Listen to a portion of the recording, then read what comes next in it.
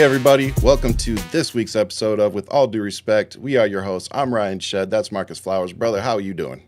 Outstanding today, man. Looking forward to getting this show on. You got a super guest. I'm gonna let you introduce him. So I'm excited today.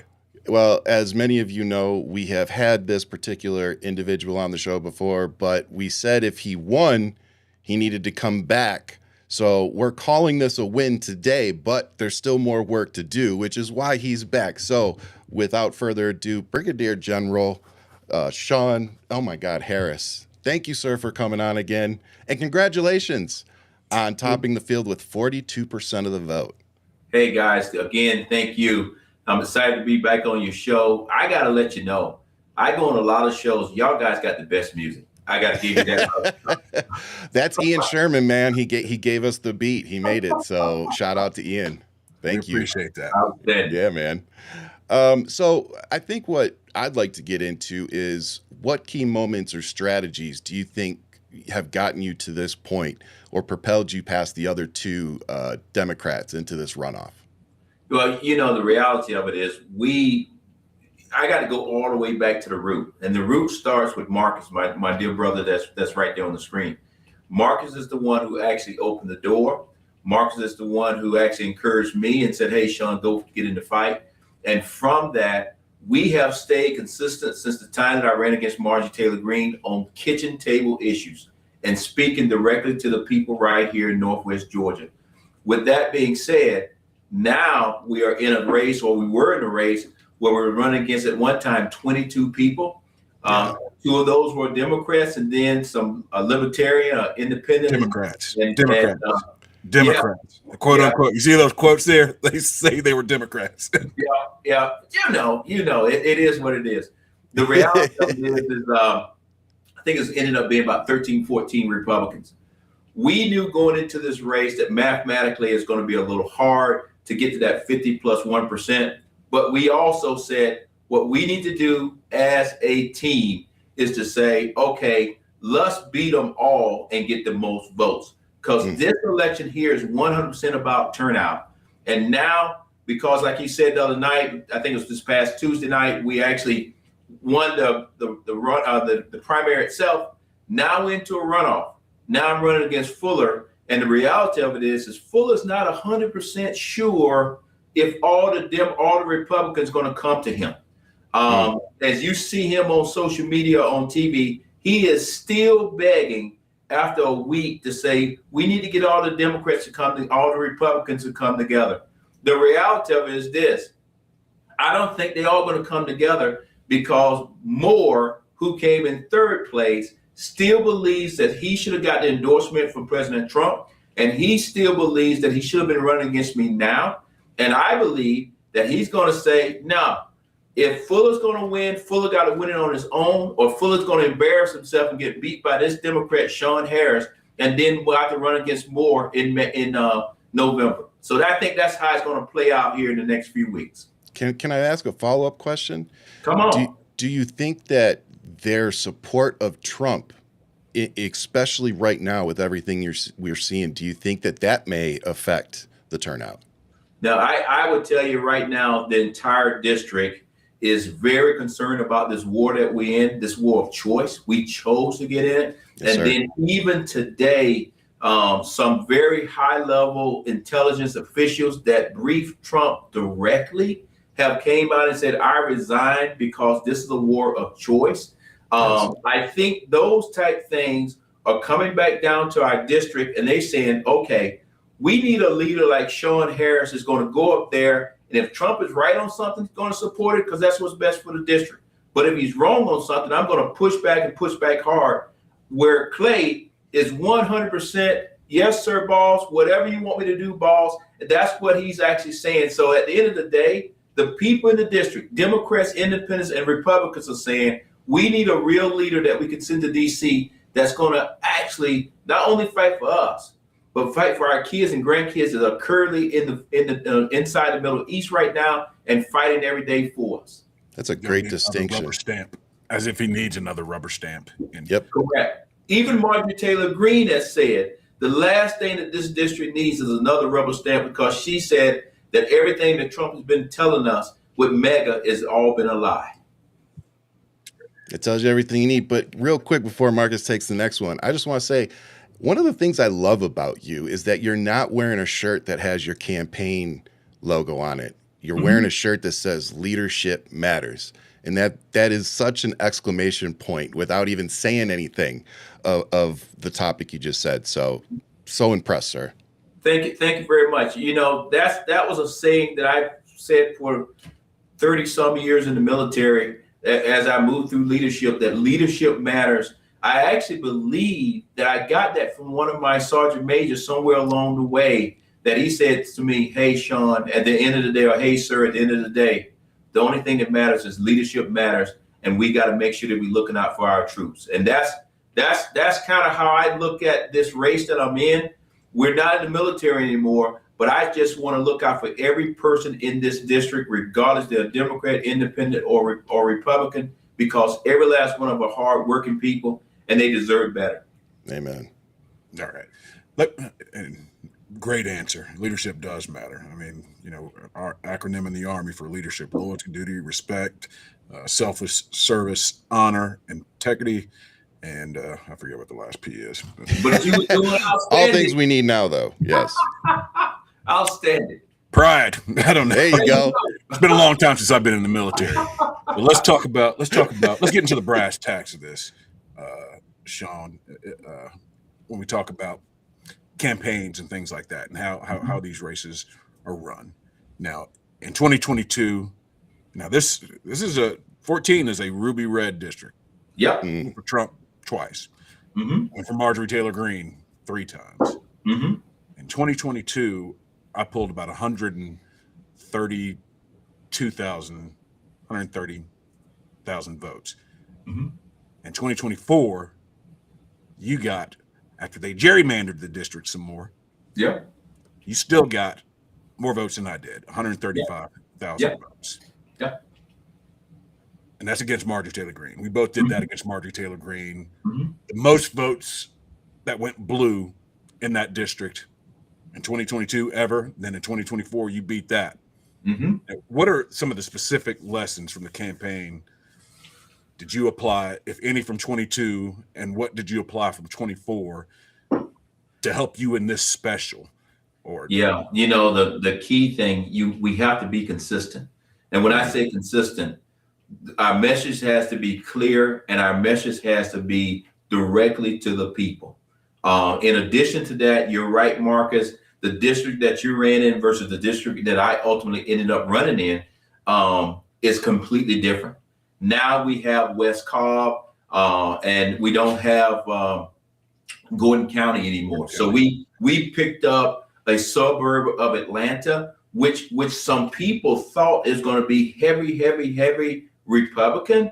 But the reality of it is Marcus, when we actually got over there and started knocking on doors, those Republicans and Democrats were very upset to find out that Marjorie Taylor Greene was their representative. And really? That first day. That happens a lot in Georgia. Yep. It happened a lot. Wow.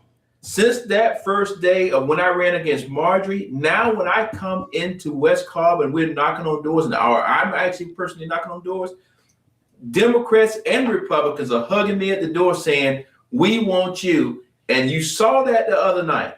We glimpsed the picture the other night. If everybody comes out and vote and make their voice heard, we can win this district, because West Cobb was blue, Paulding was blue. We got to figure out what's going right here in Polk County where I live, but we'll get it figured out.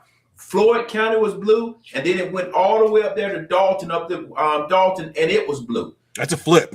That is a flip. Whitfield County is a flip. That was a flip. Whitfield County is a flip. And these things, not only from your election to my election to this one, in between that, we also had the election, I think it was called the PCS or P whatever, the light bill. Georgia Public Service Commission. Right. That right there, that election started this, what I don't want to call it a blue wave, but it definitely started getting people out to believe that if you just come out and vote, it is enough of us as a coalition that can flip this thing. And what I see happening here on the 7th is all of those areas that you saw that I turned blue the other night. they're going to be even bluer. And then on top of that, right here in Polk County, I think Polk County is going to get it figured out and say, you know what? It'll be a pretty good deal if the congressman is from Polk County.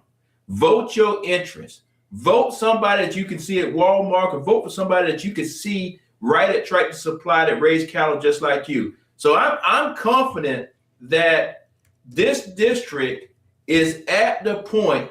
I'm not going to say it's going to flip, but it's going to be, we won't be calling it ruby red anymore. Yeah, and I like that. And you talk about Polk County. You know, my roots go back generations in Polk County. My daddy taught school there for 36 years at the high school in Cedartown. You know, again, family goes back generations and generations in Polk County. So that place holds a special place in my heart. But I want to touch on that PSC race that you talked about, how that started the blue wave. And people don't realize that those two seats that Democrats picked up in that Public Service Commission race were the first two seats for a state level election in, I want to say 22 years. You know, of course, we got the two senators in, Warnock and Ossoff, but those are federal elections. Those were the first two statewide races that Democrats had picked up in 22 years. That's even with all of the gerrymandering and all of that, you know, which was awesome. So that, I do believe that, yes, that did get the ball rolling. And then you've seen nationally where Democrats are just running the field right now. Picking up seats left and right everywhere you turn. And I'm one of those people. You know, I'm an optimist, but I think we do have a unique opportunity here, and you'll see as you know, people who are watching, Shawn's getting a whole lot of news coverage now. I thought he should have been getting all that news coverage nationally a long time ago. Agree. But you have to, you know, the reality of it is, the way I look at it, I had to put in the work. We had to put in the work to make people believe inside the district first. But then what we have done now inside the district, now others outside of the district, the state of Georgia believes. And now you're seeing the entire country believe. And I'll go one step further. The entire world believes, because it is people that are actually supporting our campaign, Americans that support our campaign, live overseas and saying, hey, we need a leader in DC because everything that happens comes out of DC. We need somebody with common sense that's not only going to look out for the district, but look out for all of us as overseas. So that's kind of how I look at it. I'm proud to have all the coverage. What I would tell you that I when I think about it, it blows my mind, is that my opponent, he's supposed to be the one that's endorsed by the president. But every time you notice, you see me on all these different stations, including Newsmax. I was on Newsmax yesterday, but they will say, well, we invited Fuller, but he declined to come. The question is Fuller his own man, or is somebody trying to make him something and he's not sure what to say? So, but if you're running a campaign and somebody says, hey, we'll put a microphone in front of your face, especially if they're considered a friendly or somebody that's on your side. Well, I would tell you what Am I wrong? What I have told my team is this. I want to represent the people of Northwest Georgia. Tell them. I'm on anybody's show. Anybody's show. And I just did that. I think it was yesterday that I think I was on Newsmax. It was a good, tough interview. Yeah. But guess what? That's why leadership matters, because when you get to DC, it is nothing that's easy. It's not a multiple choice test. It's not a true false test. This stuff's supposed to be hard. And if you can't handle some news reporter question, then don't get in this game, because hey, I'm telling you, how are you going to be able to negotiate with members on the other side? Right. How are you going to be able to go across the aisle, have that hard discussion, but don't lose your temper and say, where are the little fine points that we can agree upon? Yeah. If you can't handle that with a news reporter, then you're not qualified to go to DC, because right now DC is completely out of control. Probably the best way to put it. But as we said though too, let me get something in here real quick. Yeah, Brian. go ahead. One of the things that kind of upset me about the Democratic Party when I was running in 22 is how much of the field we left uncontested. Mm-hmm. Places that, like Northwest Georgia, that were written off.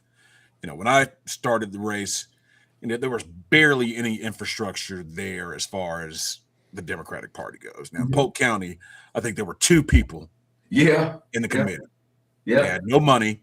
We raised a ton of money. We invested in Polk County. We invested in Floyd County. We invested in Whitfield County, helped build that infrastructure. Yeah. And then look what we did. We got most votes up until that point, but records are made to be broken, than any Democrat in history. It's because we competed.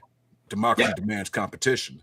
And that's what I love about the fact that you're number 1 in this runoff. You're the guy to beat now. Yeah. Democrat and it's still a red district. It's still Trump country until you win it. Yep. It's not a done deal. It's not a done deal. You're right. You built that infrastructure.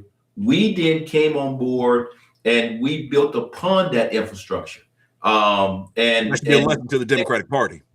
And the good thing about building that infrastructure is that because we built it, all 10 counties are laser focused on what we need to do. All 10 counties right now out there knocking on doors or writing postcards or making phone calls. That's happening internally. Thank you. Then on top of that, because all 10 counties said, wait a minute, Shawn Harris is our candidate, they voted for me. And then on top of that, the entire state said, hey, I don't know what the boys and girls are doing up there in Northwest Georgia, but they doing something that look right. And they then down in for the state, the entire state voted for me to say, you know what, he is our candidate.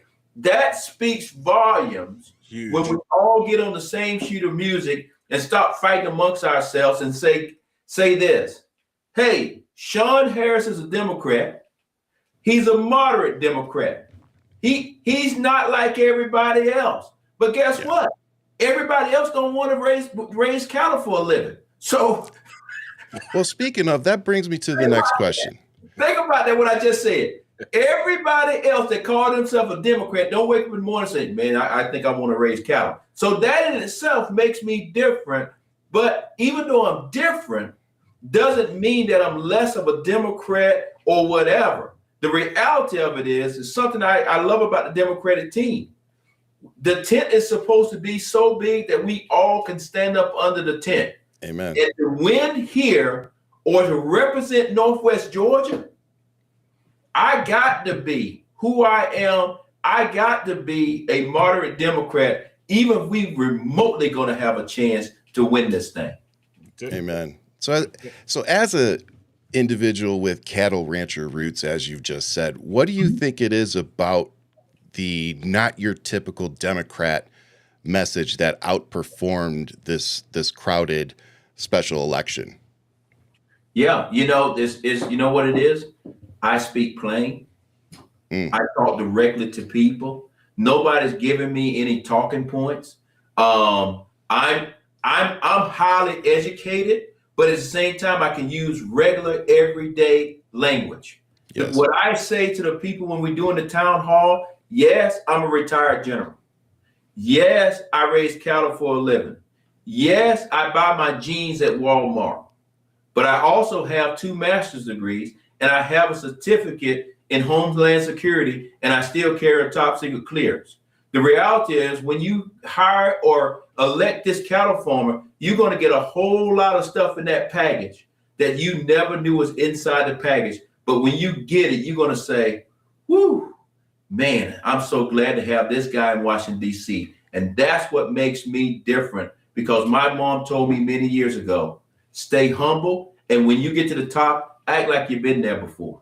And when you've got all those credentials on the wall, the nice thing is you don't have to cosplay as something you're not.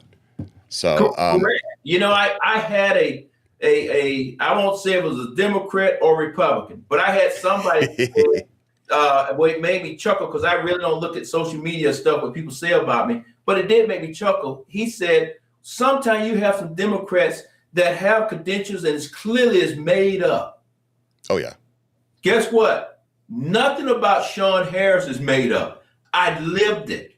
And the reason why I'm so passionate about our veterans is because Marcus and you and everybody else can tell you, when we go overseas and we in the side of a war zone, we're playing for keeps. This is not a video game. So you need somebody that's going to say, wait a minute, time out.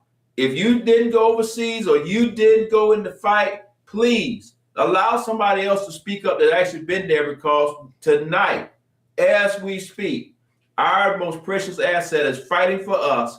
And as y'all guys know, this war that we're in right now is a war of choice, but this war that we're in is spreading, and it may actually continue to spread, and we may see some more terrorist attacks here in the United States like last week. Before I hand it back to Marcus, I wanted to follow up with something. It's kind of maybe more of a statement.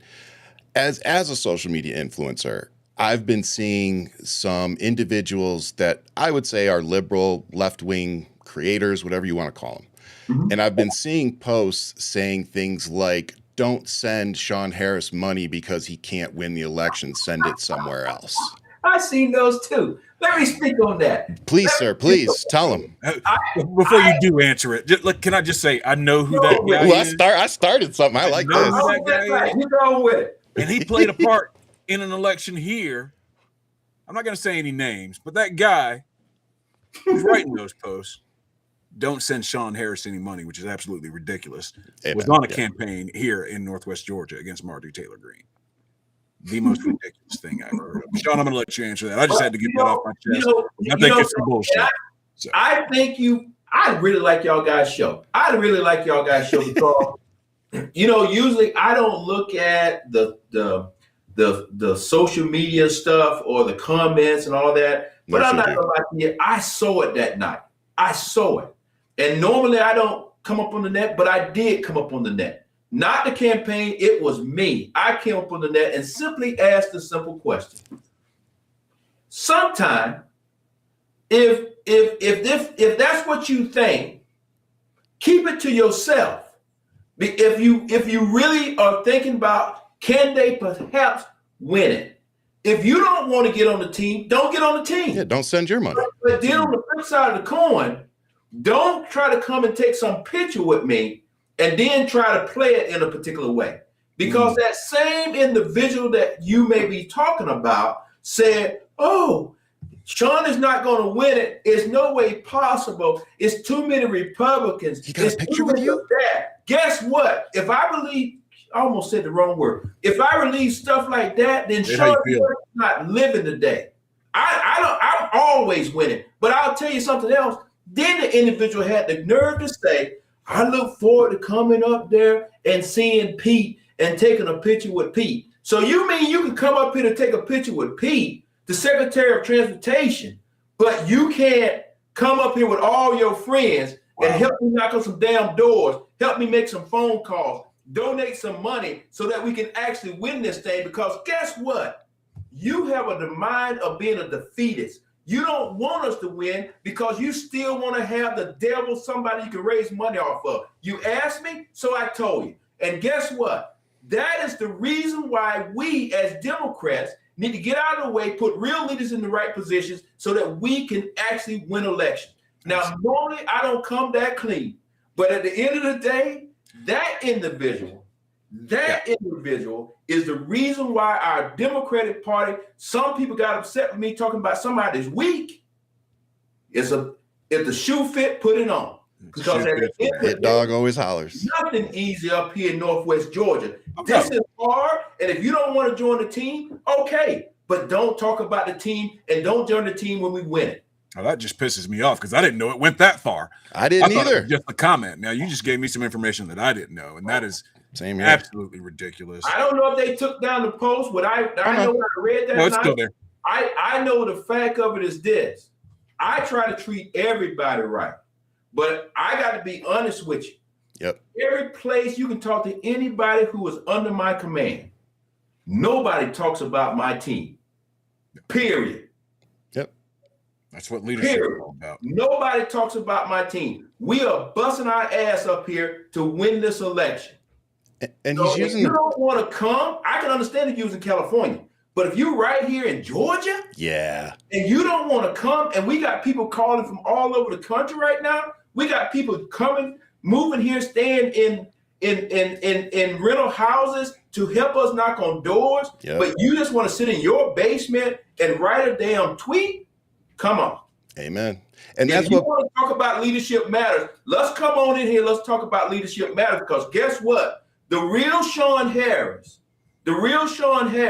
didn't get to where I'm at because I'm super nice.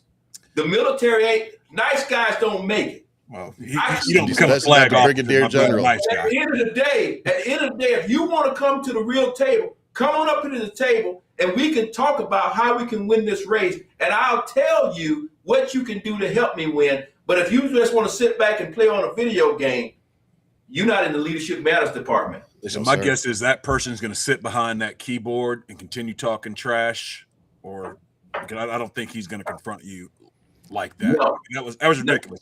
And you know, again, this is the same person that participated in the 2022 campaign against Green with one of my primary opponents, of course, not with me. You know, my team seems to be a trend. It's a trend, because I kind of said that you said some of the same things about me. Don't send flowers money. And people, you know, you've heard us say on this show all the time, send money to our candidates. Yep. Our PACs, it's the only way we hold win. the line in fields of change, give money to candidates. Right. Give money to the candidate, but give money to PACs also, because PACs can be a force multiplier for campaigns. Not all PACs are bad. And not all PACs are bad or grifters. So there are, and the PACs have absolutely nothing to do with the campaign.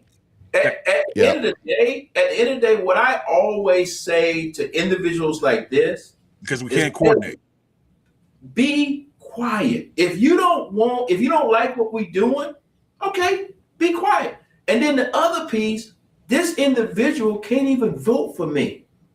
Now, if it was somebody in my district, that would be a little different. I would get on my truck, drive to their house, sit down, have a professional conversation, and say, how can I earn your vote? Yep. That's what Shawn Harris do. That's leadership matters. How can I work for you? You not even remotely in our district.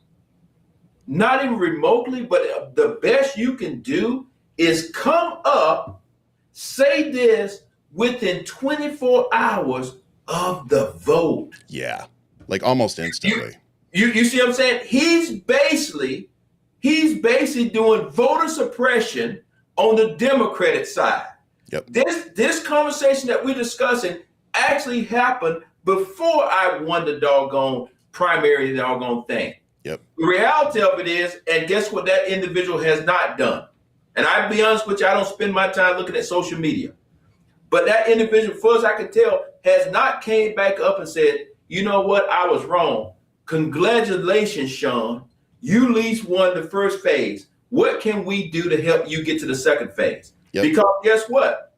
The Secretary of Transportation, Pete, came down here. Nobody called Pete. Pete called me and said, Shawn, I see what you're doing. You need to win this seat. I see what you're doing. And if the Democratic Party wants to win in red areas, we need leaders like you, and I support you, and I want to come down and support you. Right. Guess what?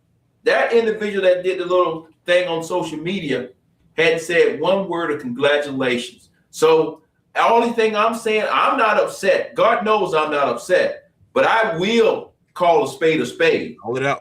I will call you out when you need to be called out, because I believe steel on steel makes you better. And the reality of it is, this individual here, he or she has made me better, because now they have given me more energy to run in this runoff that I'm in. And I just want to cap that off by saying, again, as an influencer who has worked for 6 years, you know, in politics and podcasting and now doing this, it's very disappointing to see anybody that considers themselves a liberal, a Democrat, or even an independent at this point to trash a candidate of the caliber of Shawn Harris. you know, he's proven just in this interview why he has the mentality that we need in Washington, D.C. So to my fellow creators out there, my fellow Democrats, please stop. Like he said, just don't say anything. Don't use your platform to hurt them.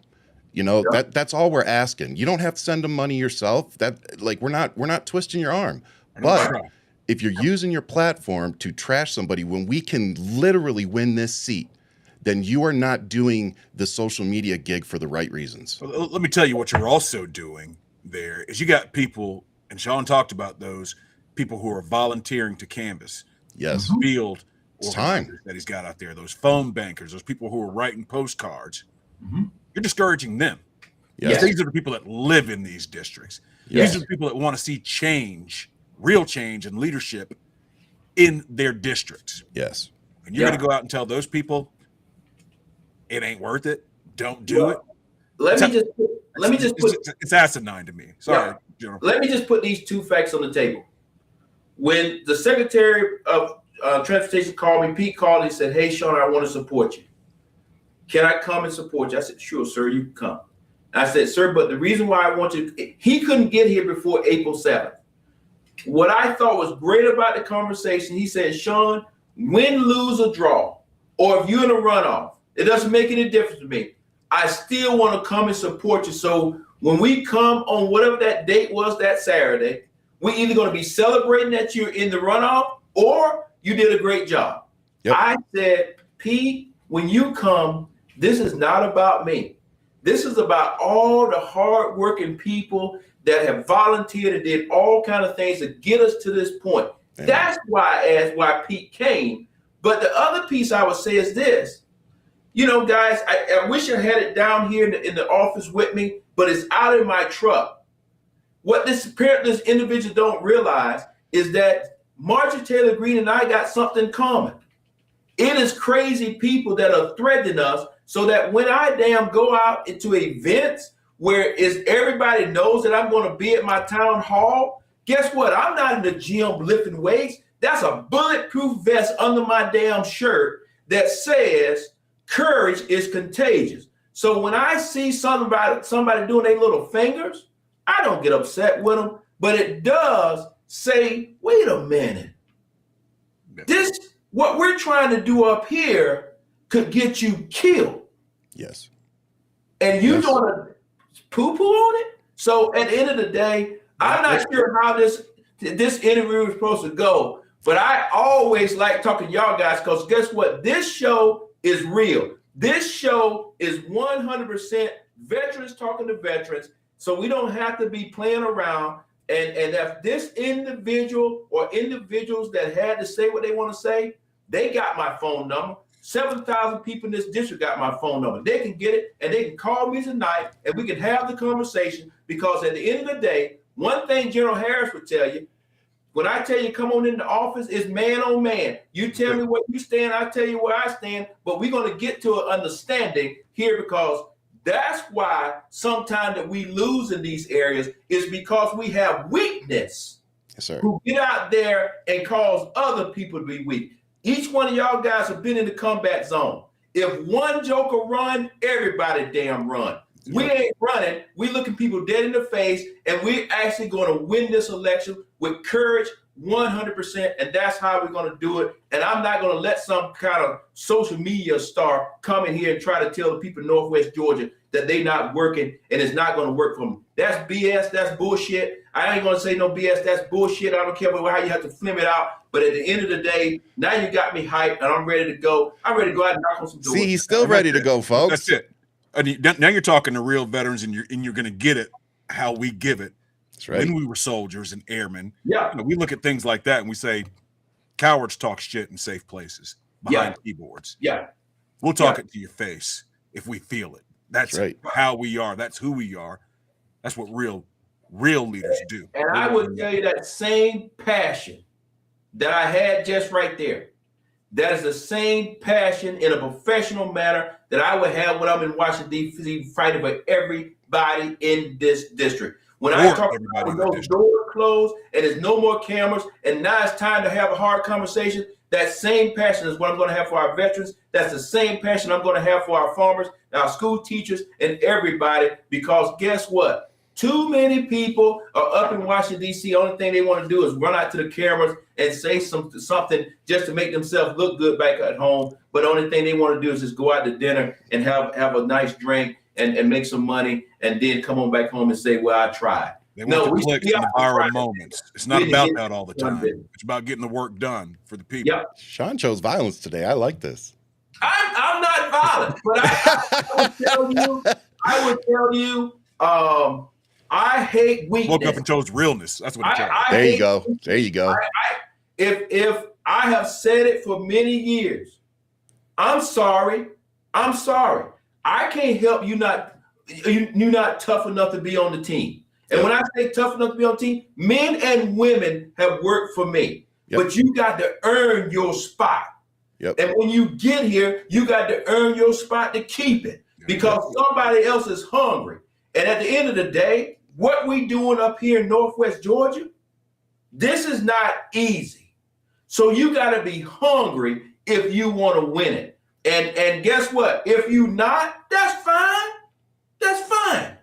But up here, we got to believe, we got to work hard, we got to work when we tired, because guess what? When we win this election, everybody else is going to be cheering. We're going to say, ain't surprised. Yep. We put in the work. That's it. We put in the work. All right. Well, I tell you what. We put in the work. And then we're going to get on the plane the very next morning and Washington, D.C. and say, Speaker of the House, I'm here. I already got my hand up. Bring the Bible out here. I'm ready to take my oath. Let's go. And if you don't want to say it to me, I know it by heart. I can do it myself. But you need to do it so to make it all legal because I'm ready to go to work for the American. Hopefully they don't give you the same treatment they gave our rep in Arizona here. That's why we're getting on the plane the next morning. We're going to be at 9 o'clock in the morning. The flight's already booked. Jump on it in Atlanta. I know right now there's a lot of things going in Atlanta. We'll get on the plane. We'll be there at 9 o'clock. I'll be on the floor with my hands ready to go. I'm ready. And I'll be there with my sleeves rolled up because I'm going to work. That's it. That's it. That's like Michael Jordan. I'm only packing one suit. Like I got my plane ticket. We're going. I'm ready to go. I'm ready. Now, I know, ladies and gentlemen, we kind of got a little bit off track and let y'all see how veterans and service members really talk to each other. So I'm going to try and bring it back. It's pretty close to the green room, yeah. We got the general hyped. I guarantee you. I love this kind of talk. Marcus, I guarantee you, when my team see this, they're going to just say, oh, my goodness. Did he just say bull? Did he just say, and I'm going to say, I told you from the beginning, I'm not a politician. I'm just people react to that authenticity. That's the reality. That's who I am. And that's one of the first things I said to you. Be your authentic self. People are going to love it. That's one of the first things I said to you. Yep. Absolutely. And when you just looked, and I just want to let you know that I had like flashbacks of getting called to the carpet when you looked in the screen and used that finger like that. I was like, geez, feels like I'm getting called to the carpet here. Geez. So even at my level, you can get called to the carpet. You can get called to the carpet. That's right. I need you to go up there and call Mike Johnson and several other of these people on the carpet. Like, it's got to be several stars at your level or a Senate hearing to get something. Yeah. You can get presidential order. Well, look, let me bring it back. Yeah, man. Okay. So we talked about earlier Trump endorsing Fuller. Yes. And still, Fuller didn't get but 34% to your 38% of the vote. And remember, y'all were splitting that vote with 17 or 16, 15 other people. Yeah. Now, that really is a big deal. It's a huge deal. Yeah. It's a huge deal. One of my things, looking at the math going into the race, I knew I had to pull Republicans and independents. Yes. I did get some. Yeah. Going into this runoff, well, we know it's important that you pull independents and Republicans and get them to cross over. What's your plan in doing that? You already pulled some already over. And there's still plenty of vote out there. A lot of people didn't show up. There's still plenty of Democratic voters out There's there. still plenty of Democratic vote, but we're gonna definitely turn out our Democratic vote, and that's what we're doing. But on top of that, independents are saying, hey, we went with you, Shawn, for 60%. We think they're gonna even go 80% or higher this time because independents are not supporting this war that we're currently in, and the cost of living, all those kind of things. But in addition to that, we failed in this primary that we just finished, or jungle runoff, whatever we was in. We failed somewhere between 15 and 20% on Republicans that voted for me this time. So we're fully expecting a couple of things are going to happen, because it is people out there saying, well, if you look at all the votes the Republicans got, is more Republican votes than what Shawn actually received. Yeah. Okay, that's easy math.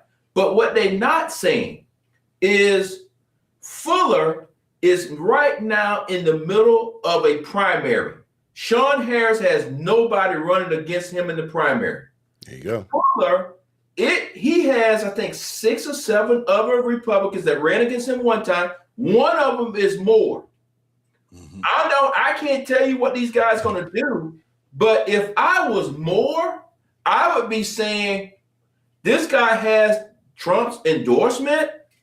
He has all of this, but if he blows this election and the Democrat beats him, it's no way that the president is going to endorse this guy again in November, and Moore will be the one who gets anointed in November to try to take the seat back from me. And I believe what Fuller got happening right now is all these Republicans that are currently running against him, who just ran against him before, you don't see where they actually raising their hand and saying, I'm endorsing Fuller.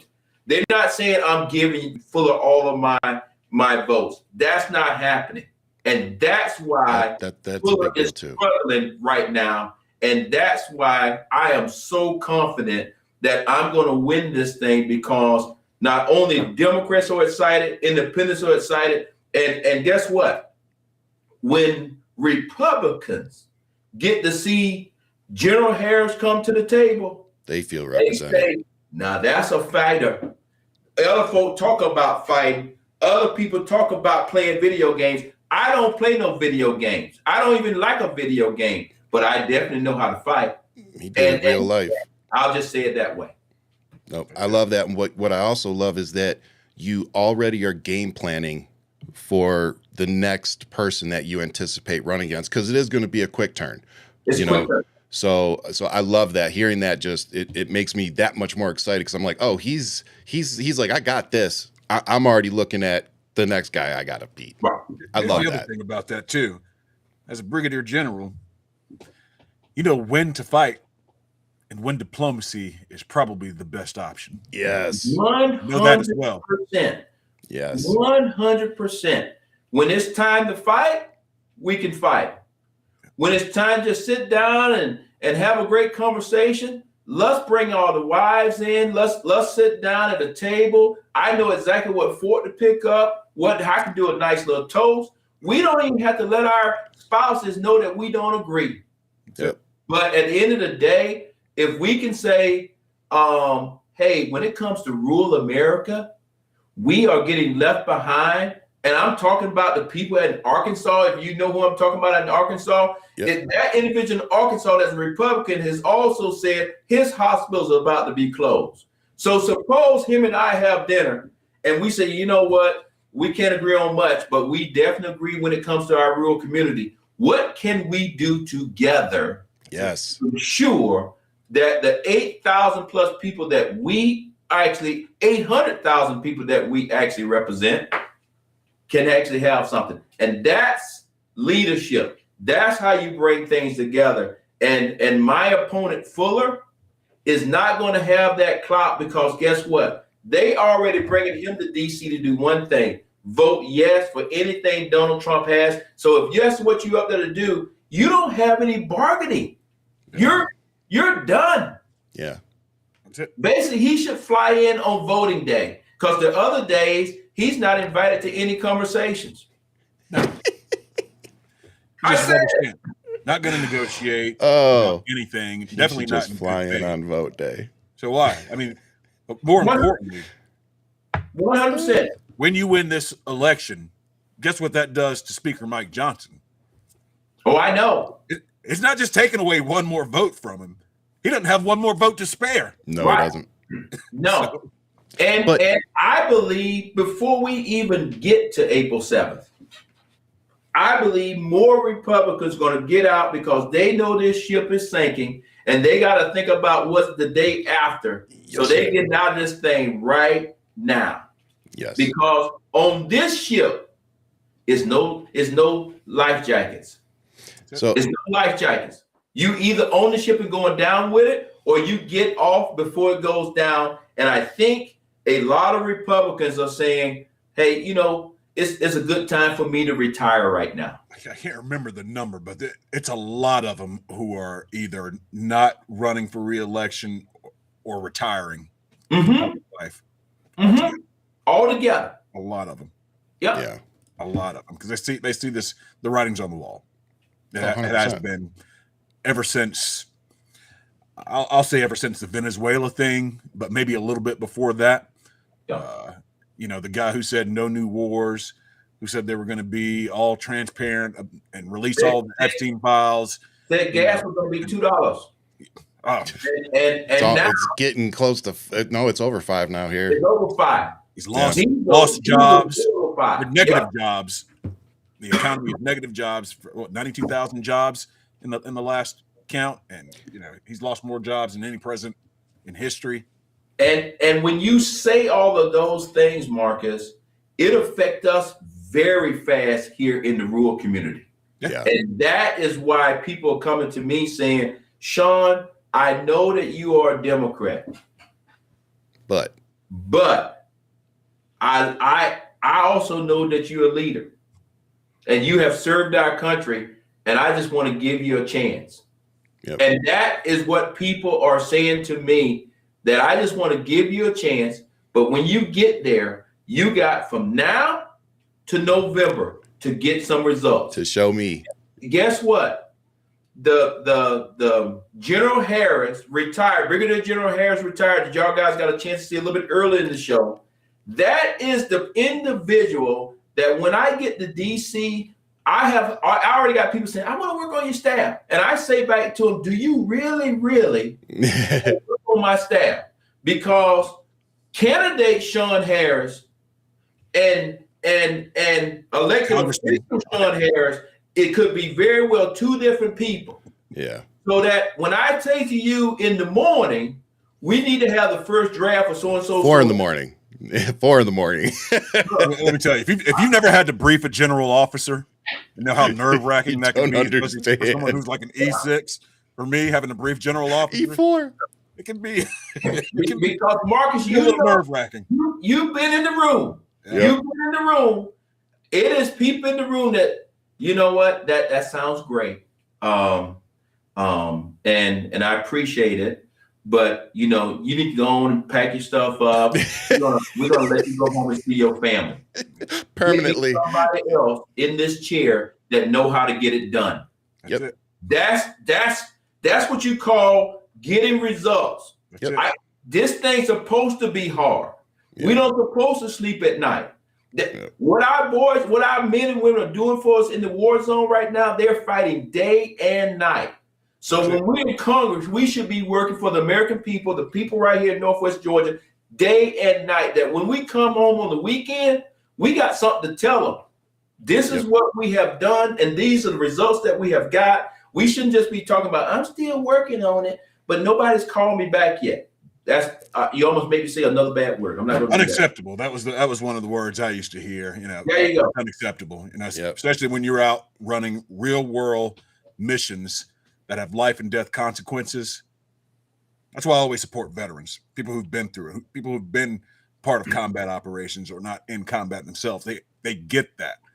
If you didn't understand what that oath meant before, now you do.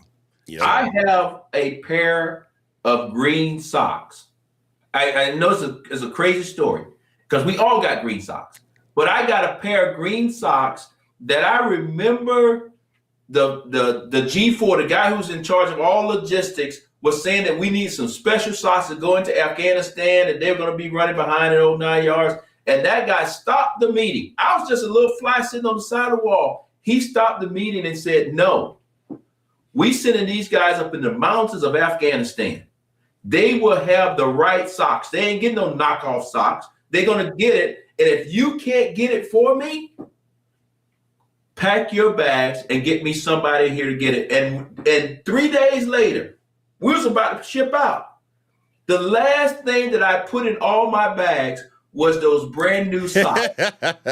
And still today, I was about to say, do you still have them? Still today, out of all the socks that I don't even know where they're at, I still keep up with those socks because I remember that logistics officer cared enough about us going that he wanted to make sure that our feet would be okay up in the mountains of Afghanistan. And that's what I'm looking for, is people are going to work, people are going to be passionate about what they be doing, and going to be proud of the suck. Yes, it actually is not fun. Yeah. It's not fun. But at the end of the day, if we really working for the people here in Northwest Georgia, we got to fight. We got to write up a farm bill that's going to pass. We got to get some more medical health care in here for the district. We got to bring down the cost. We got to look out for our farmers. We got to have hard conversations behind closed doors. And the reason why I say behind closed doors, because when you have it out in the public, now it turns into a back and forth foolishness. Yep. If you have it behind closed doors, you say you want to say and still say, come on, let's go on out to dinner. I'll buy you a beer. Yep. It wasn't personal. It was just, we just needed to make sure that we was on the same sheet of music, or you at least knew where I stood on the issue. Yep. Yeah, but a lot of them nowadays, they like to go out and say the most ridiculous things about their colleagues on the other side, and then expect to go out and have dinner after. Yeah. Before we even sat down and had a good faith, like decent conversation about issues and negotiated in good faith. They're not doing that anymore. Well, I would tell y'all guys know it's very expensive in DC. I got my sons and stuff. They've grown men now. One is still in college, and then we got grandkids and this and that, all those kind of things. The only reason I say all that, I'm no multi-millionaire cat. So when I get to DC, I'm either going to be sleeping on the couch in the office or sleeping on the floor behind my desk. That's okay. That's what I signed up for. Or I'm going to be a roommate of somebody in DC. But guess what? Yeah. Suppose that roommate is a Republican. Our little apartment may turn into the spot that says, hey, after work, you go CNN, go to Fox, say what you want to, but after work, come on over here and over a cup of beers or a cup of coffee or soda, whatever your beverage is, let's try to figure out what are the 2 or 3 spots that we can actually agree upon, so that we can actually get something done. This term that we're supposed to be up here in Congress, instead of just pointing fingers at each other and get nothing done. So I know all those things sound crazy, but all of my training that I went through in the military was all about trying to figure out where is yes. Where is the yes? And if you can get to the yes, that's a win for me, that's a win for you, but ultimately that's a win for the American people, and then ultimately is a win for the people in Northwest Georgia. You say it sounds crazy. But here's the crazy thing, is we agree on more things than we disagree on in this country. Yeah. 100%. Yeah.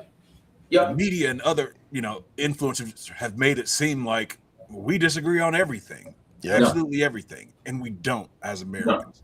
No, we don't. No. Once we got to the point where it's all about dehumanizing people that you don't agree with on a couple of topics politically, we need to get away from that. I've said it publicly, and I'll continue to say it, that Fuller and I are running against each other. However, Fuller is a veteran. He has served his country. I will never go at him about his service or any of those type things, because that is completely out of bounds. I'm never going to go and talk about his family, his kids. That is just wrong. We have to talk about policies, where you're at on the issues. So I know it's some other individuals that's on the Republican side that are going at him real nasty on those things.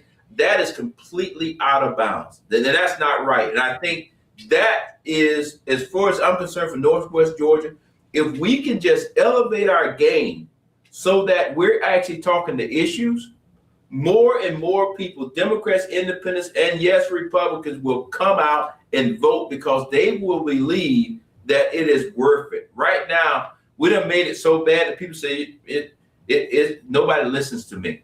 And that's what we both fighting, because even on the Republican side, they are begging people to come out and vote. I'm not sure if they're going to come out, but on the Democratic side, we're going to get the turnout. We're going to do everything we need to. But with that being said, we got to put in the work. You can't just talk about it. You got to put it in. Let me say this. Democrats in Georgia 14, those of you who didn't show up for the jungle primary, show up for the runoff on April. This is the moment. 7th. Yeah. Show up. If you guys show up just in the numbers like you showed up for me or you showed up for Shawn the last time, this will be a blowout for General Harris.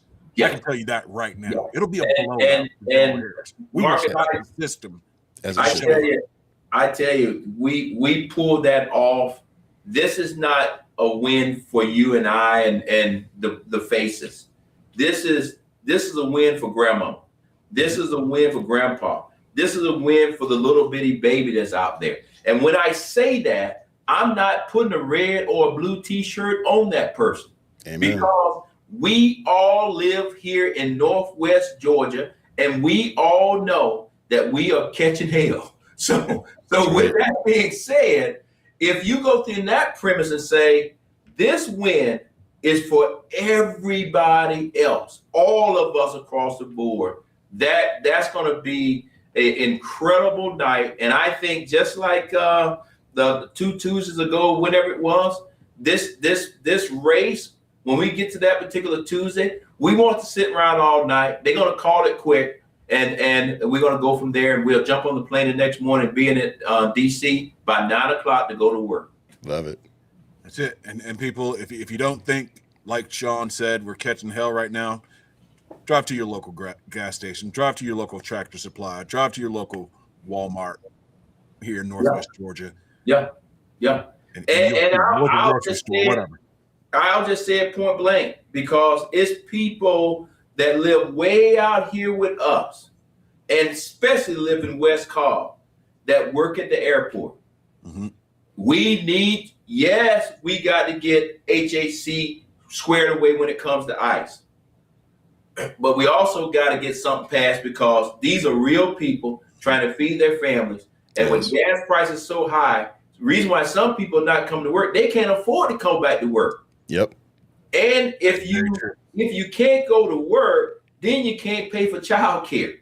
Yep. So it's not like somebody's skipping out on work. The math is just not mathing out anymore. And we got to get it figured out. I'm not pointing fingers at anybody, but this is one of those situations where you need to get behind closed doors and have the hard conversations and get it figured out, because right now we are hurting just everyday hardworking people, and the people that are working at the airport and all these other agencies.